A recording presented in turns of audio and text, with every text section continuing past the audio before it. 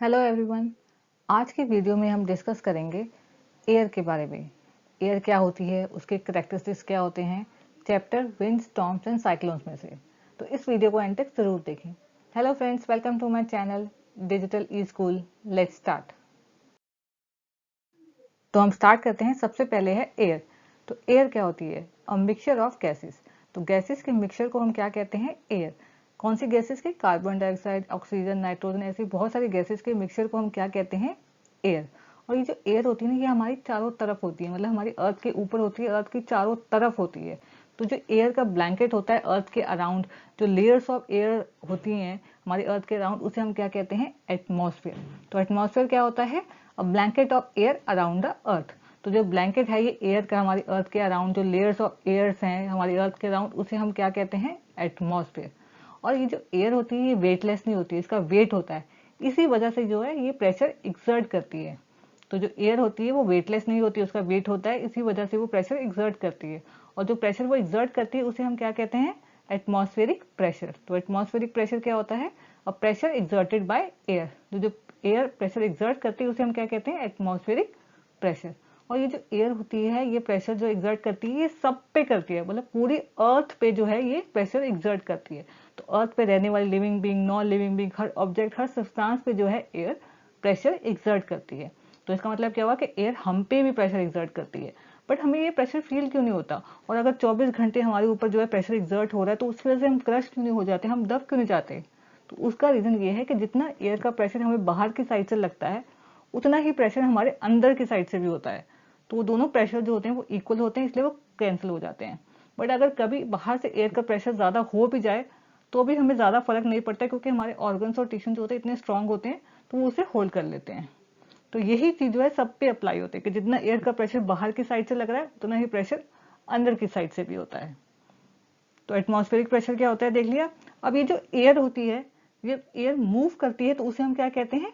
Wind. हम कहते हैं कि हवा चल रही है, हवा चल रही है तो उसे हम क्या बोलते हैं? विंड। A moving air. तो जब एयर मूव करती है तो उसे हम क्या कहते हैं? विंड। तो एयर क्या होती है ये देख लिया, एटमॉस्फेयर देख लिया, एटमॉस्फेरिक प्रेशर के बारे में देख लिया। अब आगे हम देखते हैं एयर के करेक्टरिस्टिक्स। तो सबसे पहले हम पढ़ेंगे दैट एयर एक्सर्ट प्रेशर, ये हम प्रूव भी करेंगे। तो आगे हम देखते हैं उसे।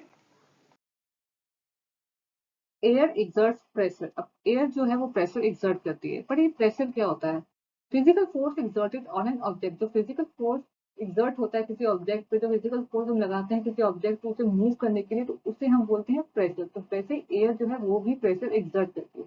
अब डेली लाइफ में बहुत सारी चीजें ऐसे आपके आसपास होती होंगी जिससे ये प्रूव होता है कि एयर जो है प्रेशर एक्सर्ट करती है।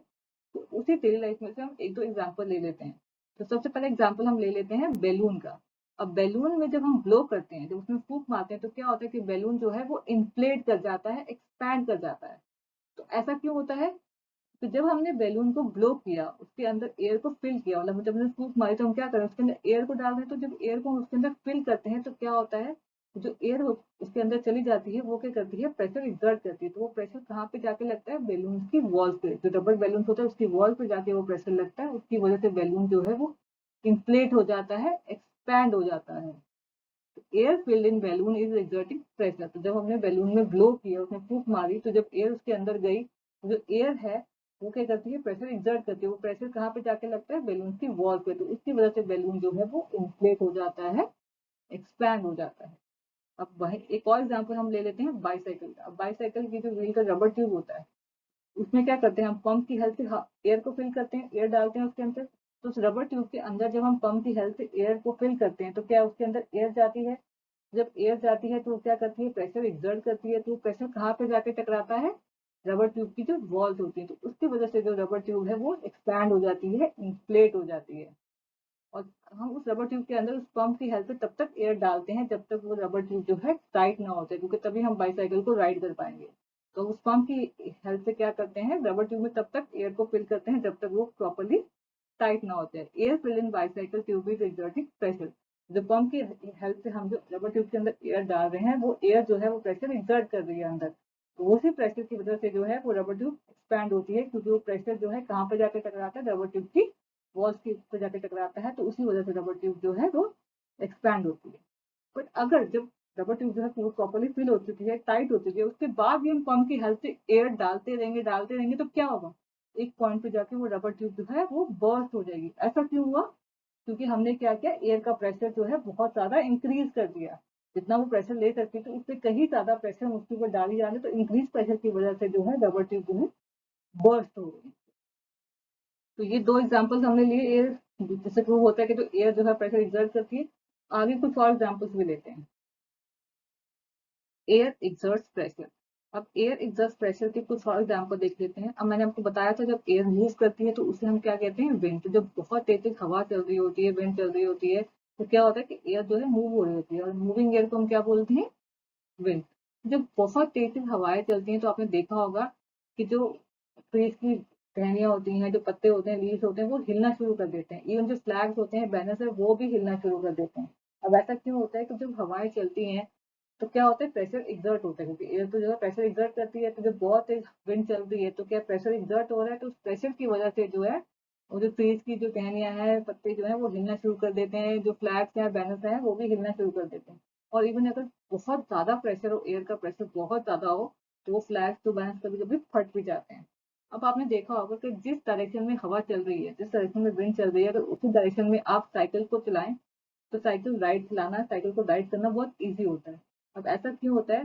तो जिस डायरेक्शन में विंड चल रही है, जिस डायरेक्शन में हवा चल रही है, अगर आप उस डायरेक्शन में साइकिल को राइड करेंगे तो क्या होगा कि आपको जो है एयर का प्रेशर बैक साइड पे लगेगा, साइकिल के बैक साइड पे लगेगा एयर का प्रेशर, तो साइकिल को राइड करना ईजी हो जाएगा। वही अगर आप विंड की ऑपोजिट डायरेक्शन में साइकिल को चलाएं, जिस डायरेक्शन में विंड चल रही है आप उसकी ऑपोजिट डायरेक्शन में साइकिल को चलाएंगे तो आपको बहुत फोर्स लगाना पड़ेगा साइकिल को राइड करने के लिए।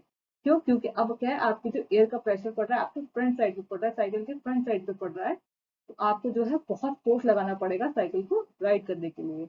और एक और एग्जांपल हम देख सकते हैं, जब हम काइट को फ्लाई करते हैं। अब जिस डायरेक्शन में विंड चल रही है तो उस डायरेक्शन में काइट को फ्लाई करना बहुत ईजी होता है। जो विंड के साथ साथ, हवा के साथ साथ जो है काइट जो है बहुत ईजिली फ्लाई हो जाती है।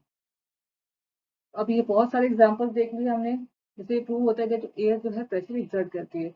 अब आगे हम देखेंगे, एक एक्टिविटी भी करके देखेंगे जिससे ये प्रूव होगा कि जो एयर है वो प्रेशर एक्सर्ट करती है। अगर आपको साइंस और मैथ्स के रिलेटेड वीडियोस देखनी हो तो आप मेरे चैनल के प्लेलिस्ट में जाके देख सकते हैं। और अगर आपने मेरा चैनल अभी तक सब्सक्राइब नहीं किया है तो प्लीज़ मेरे चैनल को सब्सक्राइब कर लीजिए। और अगर आपको मेरी वीडियोस पसंद आए तो अपनी फैमिली और फ्रेंड्स के साथ शेयर करें। Thank you.